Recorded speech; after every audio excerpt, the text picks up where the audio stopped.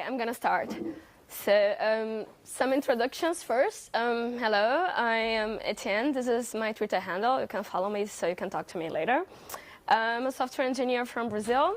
I'm currently based in London, where I work for Red Badger. By the way, we are hiring, so if you have any interest in going to London, this is our website. I am very active in the Lua community. I have worked in many projects that are Lua related. So I am the lead developer of Sailor, which is a web framework in Lua. I participated in Google Summer of Code twice, now once as a student and once as a mentor. I'm also running the Lua conference in Rio. So come apply for the call for papers that is open right now. The call for sponsors is also open, so if you work in a company that uses Lua, please send help. Okay, so the contents of the talk. I'll show a little bit of what's NodeMCU after all. I'll hopefully do a demonstration, and then I'll share some resources so you can get started on your own later. Okay, so what is NodeMCU? I had no idea until last year. A friend of mine got to me and said, "Oh, you're the Lua girl, right? Here, take this gift for you." Like, oh, okay, what is that? And now I am here giving a talk about this, so thank you, Flaky, if you're hearing. So what is it? So the first thing you have to know is that NodeMCU is actually not the board. NodeMCU is a firmware that runs on this very tiny board over here that is called ESP8266.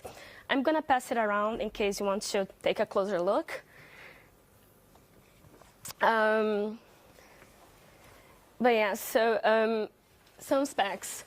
So it has a processing power of 80 megahertz. It has memory of 64K. I know this sounds like very little, but it is way more than other popular boards. So for example, if you compare with the Arduino Uno, then this little chip is like way faster, and it's also way cheaper.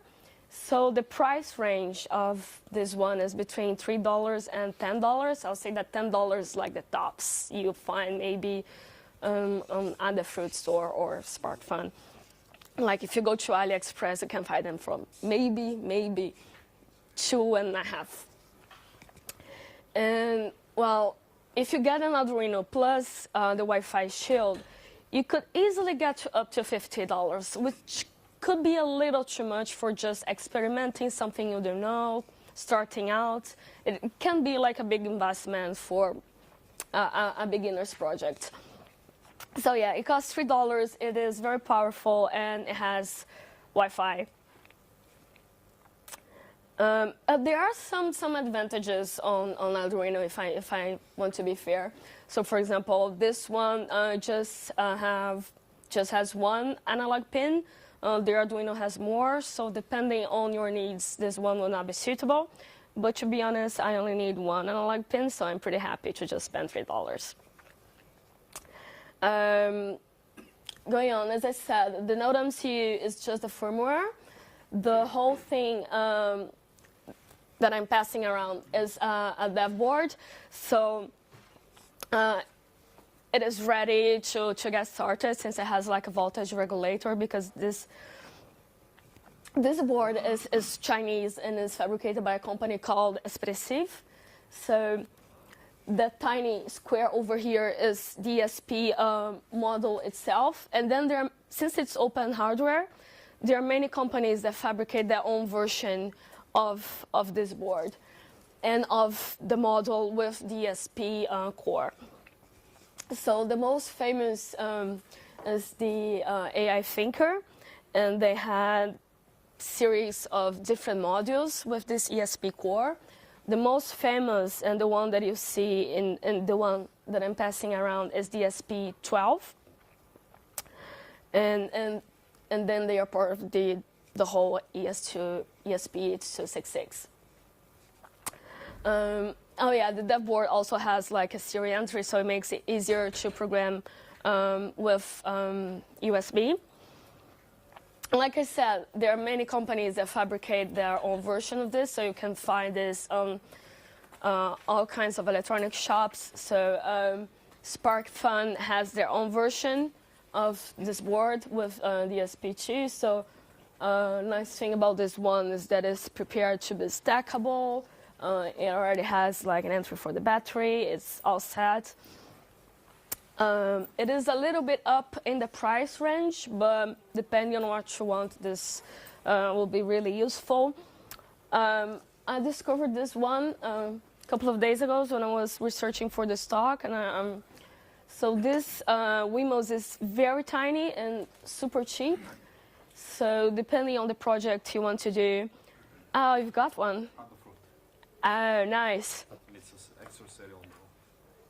Nice, if you want to haze it so other people can see other models of it. So there you go. And, but the NodeMCU firmware is not compatible just with the H.266. So this is an SP H.285, which I only discovered so recently, so I couldn't get one before this talk to show around. But as you can see, it is super tiny, and it already has the serial entry, the voltage regulator. It's super small, so this is the perfect one for wearables, in fact. So I'm very excited to get one of these for my next project. And then there is this one. So this one is a novelty. So this is the SP32. So the NodeMCU firmware is not yet fully compatible with this one. There are contributors working on it on GitHub as we speak. So if you want to join and take a look, and there is a branch going on. So I was fiddling the other day, some work is happening. So there are some parts that are very compatible, but probably not the whole API is exposed. But this is happening. And this, in my opinion, will be the true Arduino killer because it is super powerful. It has already the Wi-Fi built in, like the 8266. It also has Bluetooth. It is super powerful, so it has over 500K memory. It has, I think, a 240 megahertz processor. So yeah, super powerful. The price range is still like still a little big. So it was, I think it was around $20, $25. But that, I mean, you can say it's expensive if we compare with this one. But if we compare with an Arduino, it's still super cheap.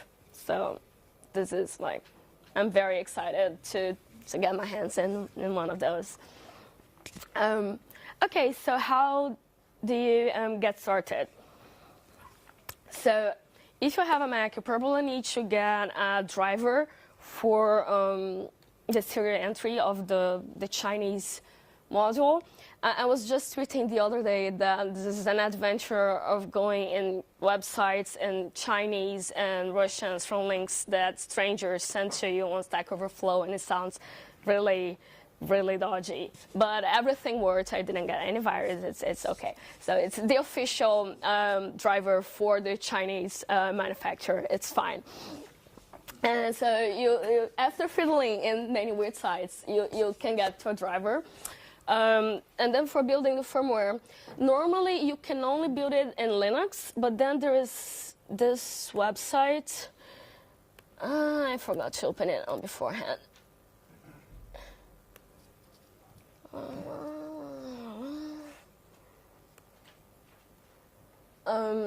So there is this website called NodeMCU.mp4, and it is super useful. Because then you can select all the libraries that you want. Do not select them all, or nothing will work. So really, do select only the ones you need. So normally, as you can see by default, you have the Wi-Fi, timer, GPIO file, Normally, I also check the ADC for reading the analog pin and the WS2 2812 for the LED lights. But as you can see, there are many other stuff. There's CJSON, HTTP, some cryptography stuff. Some of them I have no idea what they are. But then there is a full documentation somewhere.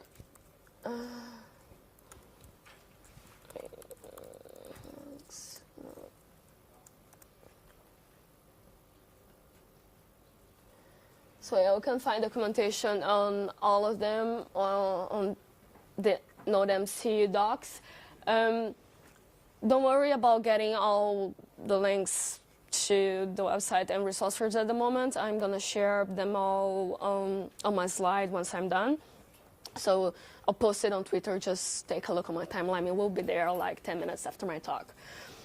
Those docs are also on the GitHub page, by the way. Yeah. They are also in the NodeMCU official website. Yeah, but I have a full list of resources. Wait, where's my mouse pointer? Okay. Okay, so you can build the firmware. So once you get the firmware from the website, you can flash it on your NodeMCU. So some vendors, they will sell the ESP8266 with this firmware by default. So it is super handy, but you can just get any ESP8266 and then flash the NodeMCU firmware.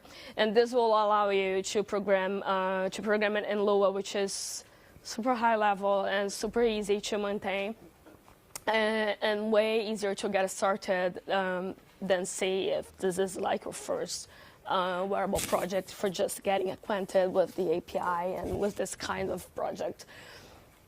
So to flash it, there is a tool, there is an official tool for this. It was not official beforehand, it was community created, and then the people who built the board, they just hired everyone, and now it is an official tool. So yeah, you can just install it, you can check your serial ports, and then you can upload the firmware you just installed for that website to the board, and then you're ready to get started. There is, however, some editors who make your life a little bit easy. They look super ugly, but it works. Yeah, you can see, oh my God, you're entitled. Can you read? Yes.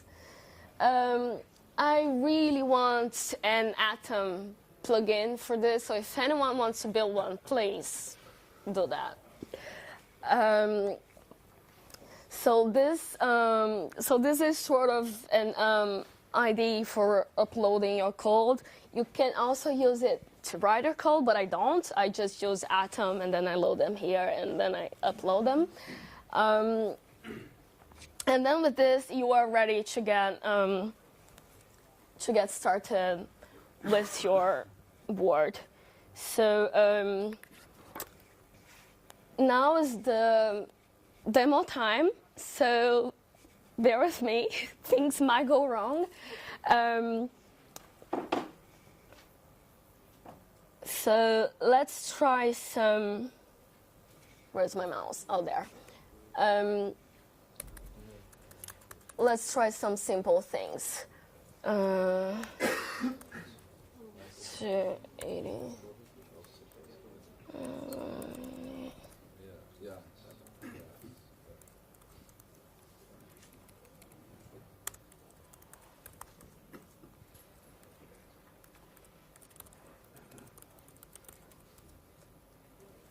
Why am I doing this?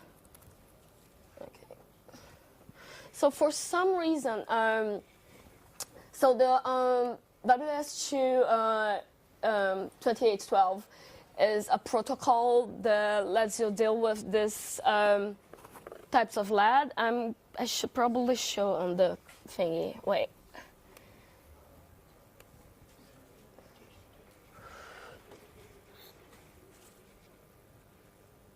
you see that? Yes.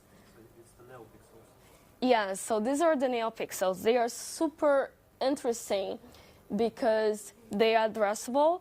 So you can light individual LEDs. You can work with them in any way you want. You can pick any RGB color, and they are wonderful to work with. Normally, they sell in huge strips of, I don't know, 50 to 150 LEDs, but you can also buy them in tiny units like this one, which is like,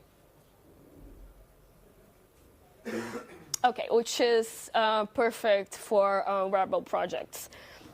The way they are, so this is like my tiny prototype. The way they are attached to the cloth is by using conductive thread. So I'm gonna pass this around in case anyone wants to take a look as well. Please give it back to me. At the end of the talk, I really love my things. These NeoPixels, they also need only one wire to control, which is very useful for... Yes, yes, so I'm using some alligator clips over here. So one for the ground, one for the data, and one for the power. For a tiny project like this one, the power that comes from the NodeMCU itself will be enough. Let me show you over here. The power that comes from this will be enough, but well, these things, they can suck a lot of energy. So if you have too many of them, you need an external power source for that. But depending on the size of the project, it will not be necessary. I'm not sure what is the limit. I did not stumble on it yet, which is great. But yeah, if you have too many, you need more power. But yeah, the data can still come from here, and everything will be fine. So let me light some of this stuff. Wait, where again this? Where is my mouse? I always keep losing my mouse.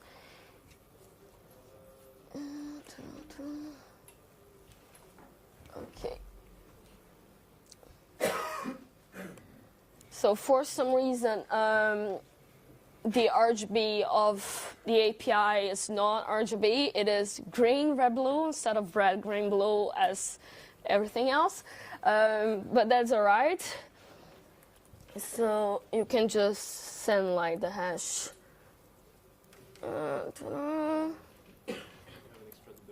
And then, for example, if you do this and then this hash.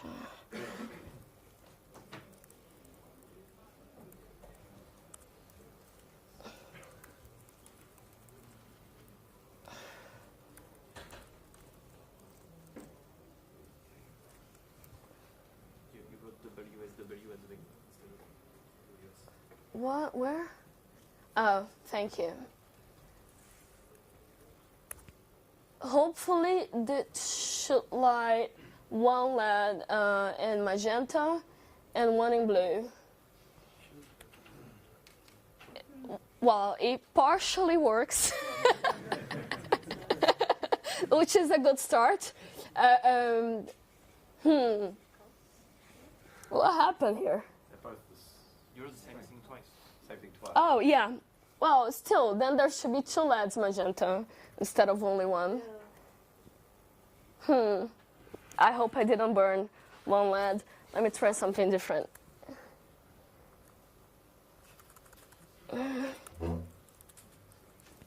So this should light 6 LEDs in magenta. Oh, yay. Okay, I don't know what was going on before, so this is the power of them. So I'm going to show this on the...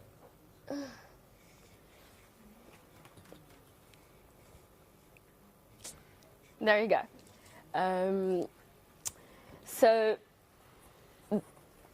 other things you can do with the ESP is, as it has a Wi-Fi module. Oh, let me get my face out of there.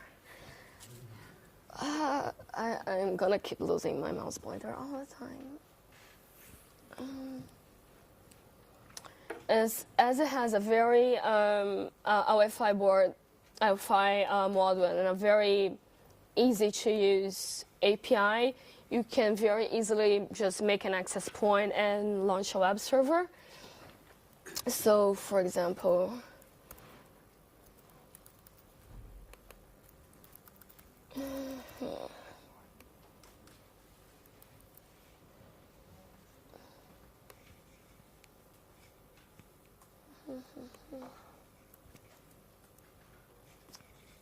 so with the Wi-Fi library, we can set the mode to access point. The Wi-Fi part, the IP part is not necessary, but if you're launching a web server, you probably don't want the IP to keep changing all the time, so you can set one. And then you can launch your access point with a SSID and a password.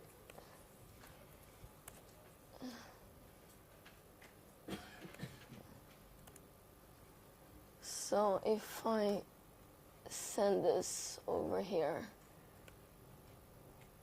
wait, if I send one by line, only this should be global.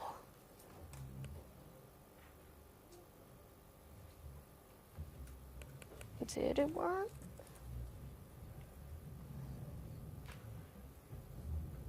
Oh yeah, there we go. So it is super easy to create an access point with this board. We can do things a little bit more complicated. So, oh, much better. How many devices can connect at the same time? Sorry? How many devices can connect to that device at the same time? I don't know. Is it more than one? Yes, you can try. Let's see if it crashes and burns. You can go ahead. Wait, what was the password again? Hello. And then if you want to create a web server, it's also super straightforward. Wait, this is not my example, is it? Oh, this is not the example I wanted. But yeah, you can create a server, you can put the server to listen, and then you pass a callback, and then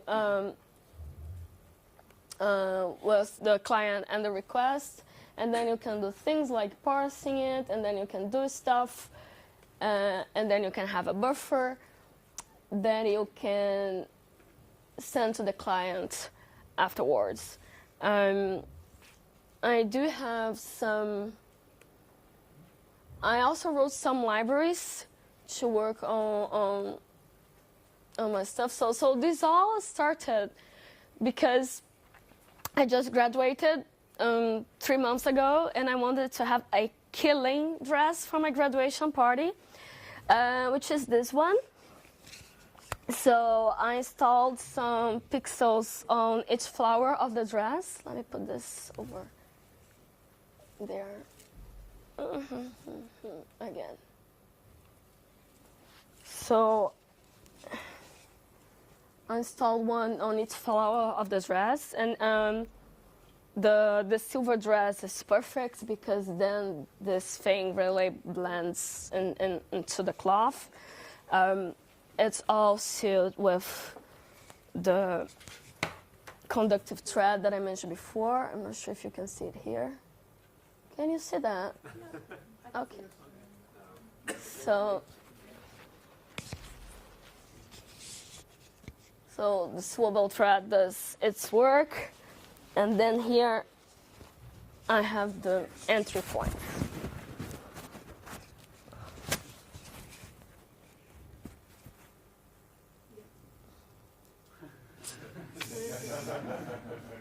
So this was a very fast project, so I didn't have time to get from the prototype phase to a very nice and soldered model. So initially I didn't do like any soldering at all, and I literally glued the breadboard at the back of the skirt and connected the alligator clips to those entry points I showed before.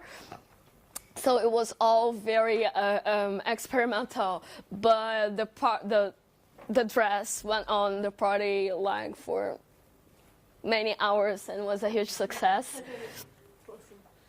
Let me get back to here. Okay, so I also created some libraries to be able to manipulate these pixels easier. So let me try showing this really quick. Where is my...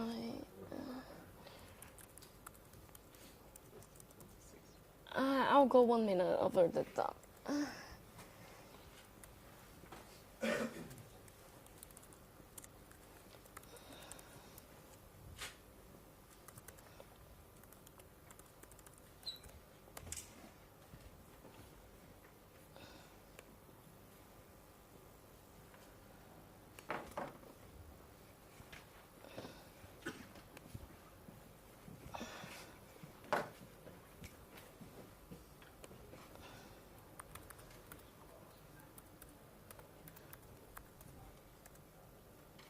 Okay, so I started parsing some stuff on my web server, and I created some libraries that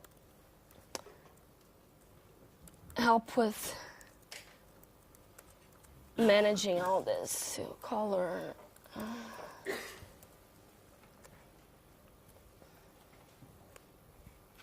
So it makes it very easy to manipulate the pixels externally. And then with that, I was able, so something that was part of my demo that was stolen yesterday. So you can have, there is an app for Android, I'm sure there is one for iOS and everything else as well, that allows you to create widgets that send HTTP requests. So you can create some buttons with some preset post configuration. Then you can have different buttons for different kinds of animations. So with timer and coroutines, you can do very complex animations. So, for example,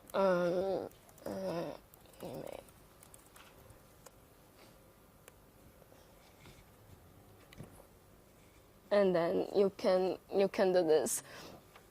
So I can show the code to that, but I don't really have much time. So it's on GitHub/Etienne/Silverhaze, which is the name of my dress. And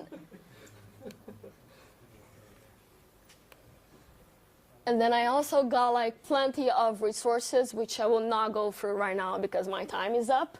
But I will share this slide on my Twitter account. So there's the links for cool projects, documentation, and other Lua resources. And that's it. Thank you.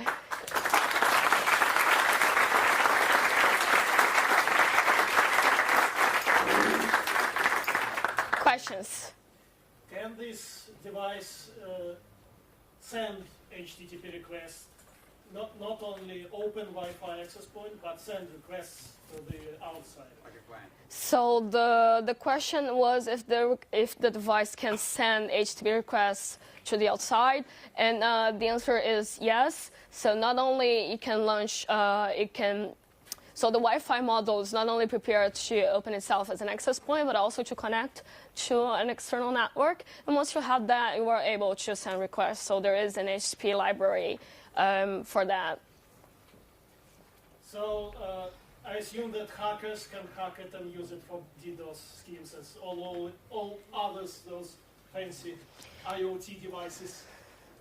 Probably. So he was saying that then hackers can hack all kinds of IoT devices. Yes, this is like an ongoing discussion on Hacker News and all kinds of technology websites for ages. You can see the news of like hacked baby modules. How did you manage to save your silver haze from being hacked? Did someone try to turn you on and off again? Well, it wasn't a party. People were pretty drunk, and I don't think they were trying to hack things in the meantime. Is it waterproof? So the question was, is it waterproof? No. I mean, probably not. I didn't try washing, and I wouldn't. I really want to research and find out waterproof stuff, because that will make things way easier. Glue. Glue is your friend. Not only waterproof, but washable.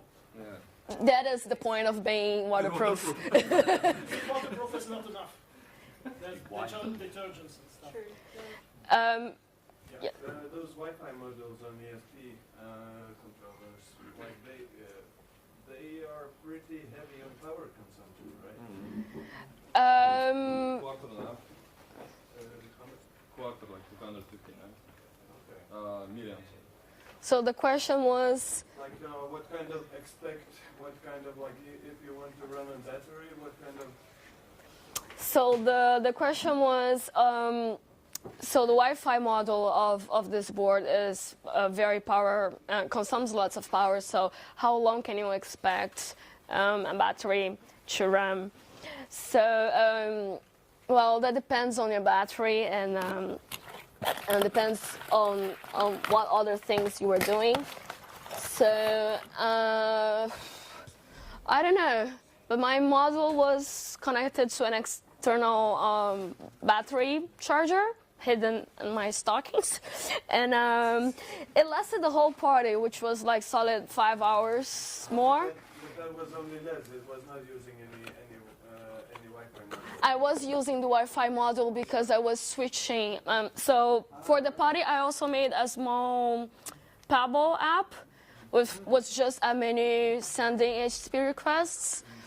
So the Pebble app was connected to the phone, which created the Wi-Fi that the model was connected to, a huge hack. And then I could send the HTTP request from the Pebble to the microcontroller, and then I could switch colors and switch blinking patterns. I had rainbow patterns, all sorts of stuff. I also had an equalizer module, so I was also using a tiny microphone, and then I could read the analog input from this and make the dress reactive to music. So it was blinking with the music and everything, but I tried to refactor this before coming to FOSDEM, and then I ruined it, so I can't really show it right now. So yeah, because I was like, hey, yeah, I'm gonna present something. I need to make my code presentable before I put it on GitHub, because while I was doing my dress, the goal was just, well, it will be my own code, and I wanted to make it pretty, and then I fucked it up. And but yeah, the time is up. Sorry.